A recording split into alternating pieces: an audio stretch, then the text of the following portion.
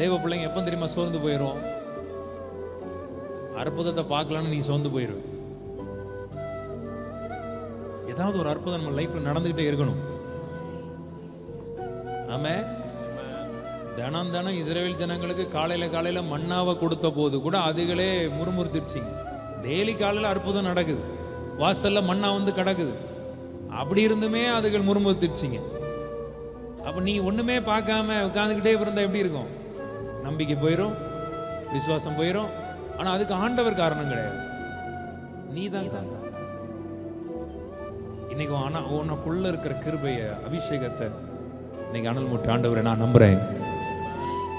எனக்கு முன்பதாக இருக்கிற கதவுகளை நீ திறப்பீர்.